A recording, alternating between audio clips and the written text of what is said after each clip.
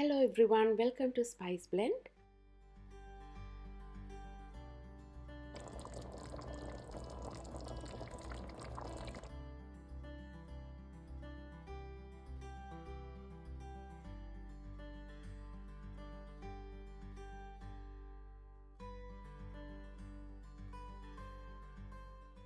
ஸ்ரீலங்கன் ஃபுட்டில் ஒரு பாப்புலரான கறி தான் மட்டன் கறி. இன்றைக்கு நான் எப்படி டேஸ்டியான மட்டன் கறி செய்கிறேன்னு உங்களோட ஷேர் பண்ண போகிறேன். இப்படி உங்களுக்கு கறி சமைக்கிற அளவுக்கு தேவையான மாதிரி சின்ன சின்ன பீசஸாக வெட்டிக்கொள்ளுங்க. நான் மட்டன் கறி சமைக்க முதல் நாள் பின்னேரமே மேரினேட் பண்ணி வச்சுடுவேன். அதால் கறியும் நல்ல டேஸ்ட்டாக இருக்கும். அதோட அடுத்த நாள் சமைக்க உங்களுக்கு ஈஸியாக இருக்கும்.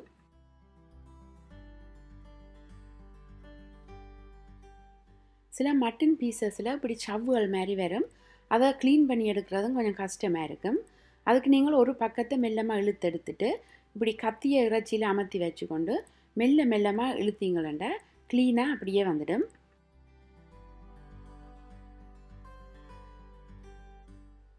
இதில் 7 பவுண்ட்ஸுக்கு கொஞ்சம் குறைவாக மட்டன் இருக்குது. இதை நான் சின்ன சின்ன பீசஸாக வெட்டி வடிவாக கழுவி எடுத்து வச்சுருக்கிறேன். இவ்வளவும் மேரினேட் பண்ணுறதுக்கு தேவையான ஸ்பைசஸ். இப்போ நான் 1.5 டேபிள் ஸ்பூன் லைம் ஜூஸ் சேர்த்துக்கொள்கிறேன். லைம் ஜூஸில் ஆசிட் இருக்கிறபடியாக ரோ மீட்டை பிரேக் டவுன் பண்ணுறதுக்கு ஹெல்ப் பண்ணும். அதால் நாங்கள் சேர்க்குற ஆயில் மற்றது ஸ்பைசஸ் எல்லாம் டீப்லியாக மீட்டுக்குள்ளே இன்ஃப்யூஸ் பண்ணப்பட்டு சமைச்ச பிறகு ஒவ்வொரு பீசஸும் நல்ல ஃப்ளேவர்ஃபுல்லாக இருக்கும். 4 டேபிள் ஸ்பூன் ஃப்ரெஷ்ஷாக அரைச்செடுத்த ஜிஞ்சர் கார்லிக் பேஸ்ட் ஆட் பண்ணுறேன். இதில் நான் 1.5 டீஸ்பூன் உப்பு இப்போதைக்கு சேர்த்துக்கொள்கிறேன். நீங்கள் எடுத்து வச்சுருக்கிற இறைச்சிக்கு தேவைக்கு தகுந்த மாதிரி உப்பை கூடவோ குறையவோ பார்த்து சேர்த்துக்கொள்ளுங்க. தனிமிளகாய்த்தூள் 2 டேபிள் ஸ்பூன் ஆட் பண்ணுறேன். கறிமிளகாய்த்தூள் 6 tablespoon. 3 tablespoon olive oil add பண்ணுறேன்.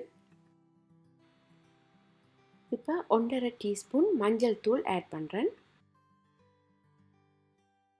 இந்த அளவுக்கு கறி லீவ்ஸையும் சேர்த்துக்கொள்ளுங்க. இப்போ எல்லாத்தையும் சேர்த்து நல்லா மிக்ஸ் பண்ணி விட போகிறேன்.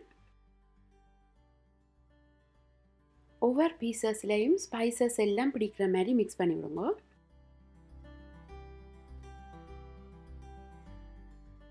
இதை நான் நாளைக்கு மத்தியானம் தான் சமைக்க போகிறேன். அதுக்காக முதல் நாள் பின்னேரமே இப்படி மேரினேட் பண்ணி வைக்க போகிறேன்.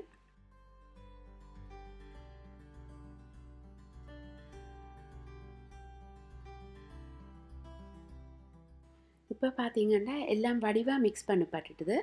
நீங்கள் மிக்ஸ் பண்ணிக்க ட்ரையாக இருந்துச்சுன்னா எக்ஸ்ட்ராவாக கொஞ்சம் ஆயில் சேர்த்துக்கொள்ளுங்க.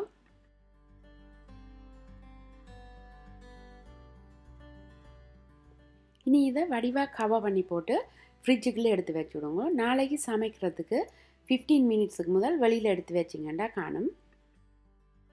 இவ்வளவும் கறி சமைக்கிறதுக்கு தேவையான பொருட்கள்.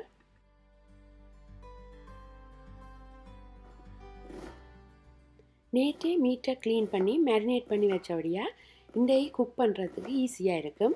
இப்போ கறி சமைக்கிறதுக்காக வெங்காயம் பச்சை மிளகாய் ரெண்டையும் இப்படி சின்ன சின்ன பீசஸாக வெட்டி எடுத்துக்கொள்ளுங்க.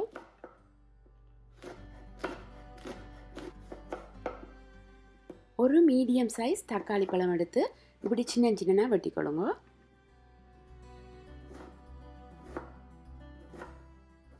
பொட் நல்லா சூடானோடனே 8 tablespoon olive oil add பண்ணுறேன்.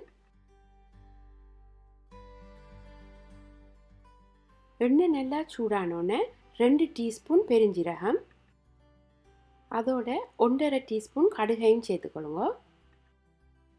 கடுகும் பெருஞ்சீரகமும் லைட்டாக ப்ரௌனாக சேஞ்ச் பண்ணோன்னே வெங்காயம் பச்சை மிளகாய் சேர்த்துக்கொள்ளுங்க. அடுப்பை மீடியம் ஹீட்டில் வச்சுருக்கேன். எல்லாத்தையும் மிக்ஸ் பண்ணி விட்டுட்டு 4 மினிட்ஸ் வதங்க விட போகிறேன். இடைக்கிட எரியாமல் இருக்கிறதுக்காக மிக்ஸ் பண்ணி விட்டுக்கொள்ளுங்க.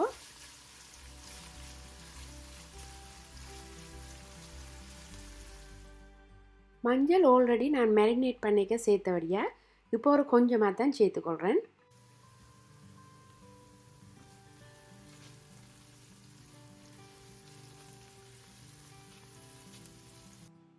மஞ்சள் சேர்த்து 1 மினிட்டுக்கு பிறகு ரம்பையையும் கருவேப்பமிலையும் ஆட் பண்ணுறேன். அதோடு சேர்த்து கருவா, ஏலக்காய், கிராம்பு இது 3ஐயும் சேர்த்துக்கொள்ளுங்க.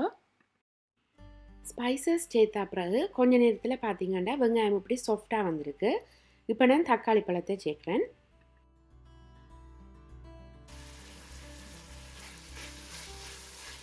எல்லாத்தையும் நல்லா மிக்ஸ் பண்ணிவிட்டு அடுப்பை மீடியம் ஹீட்லேயே வச்சுருக்கேன். இடைக்கிட எரியாமல் இருக்கிறதுக்காக மிக்ஸ் பண்ணி விட்டுக்கொள்ளுங்க.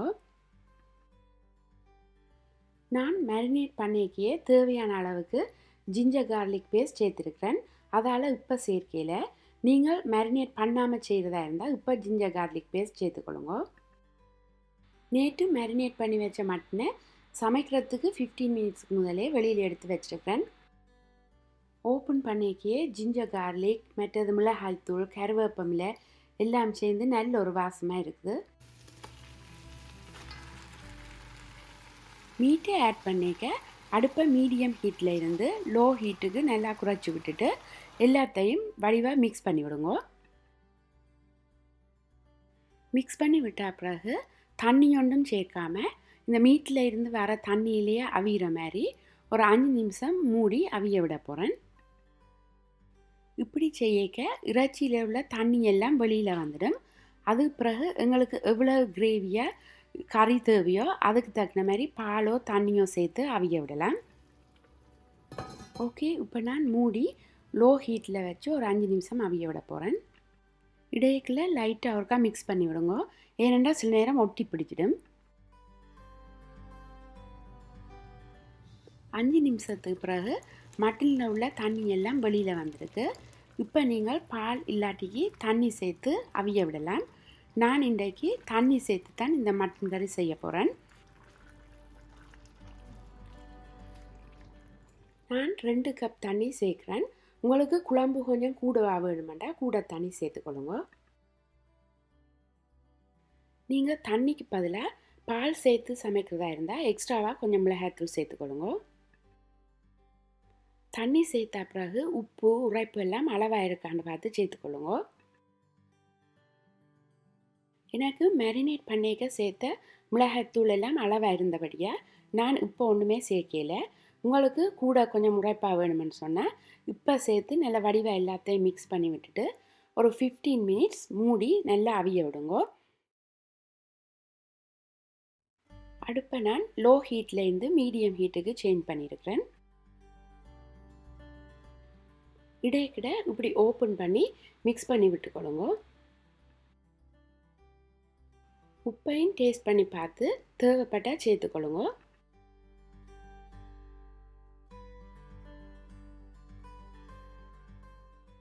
ஓகே, இப்போ நான் டேஸ்ட் பண்ணி பார்த்தேன்னா உப்பு, உரைப்பு எல்லாம் எனக்கு நல்ல அளவாக இருக்குது. நேற்று மேரினேட் பண்ணிக்க சேர்த்த ஜிஞ்சர் கார்லிக் பேஸ்ட், மிளகாய்த்தூள் எல்லாம் எனக்கு ஓகேயாக இருந்தது.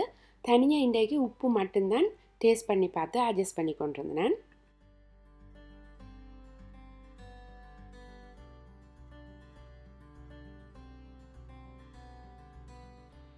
ஹீட்டை கொஞ்சம் குறைச்சி விட்டுட்டு திருப்பி ஒரு 10 நிமிஷம் அவிய விட போகிறேன். இப்போ இறைச்சி எல்லாம் நல்லா அவிஞ்சிருக்கும்.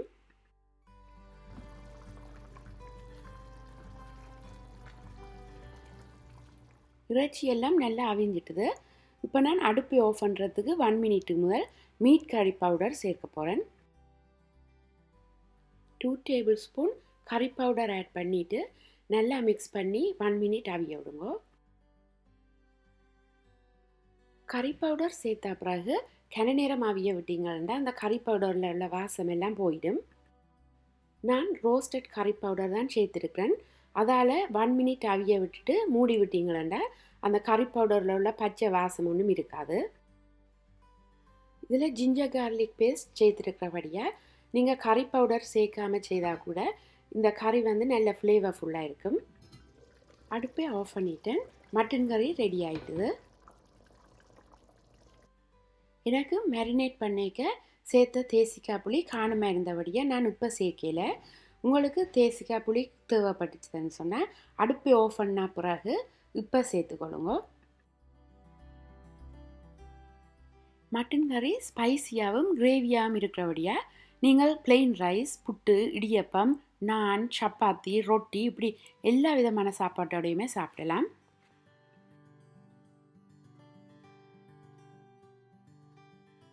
உங்களுக்கு இந்த வீடியோ பிடிச்சிருந்தா லைக் பண்ணி, ஷேர் பண்ணி, சப்ஸ்கிரைப் பண்ணி விடுங்க. தேங்க்யூ ஃபார் வாட்சிங்.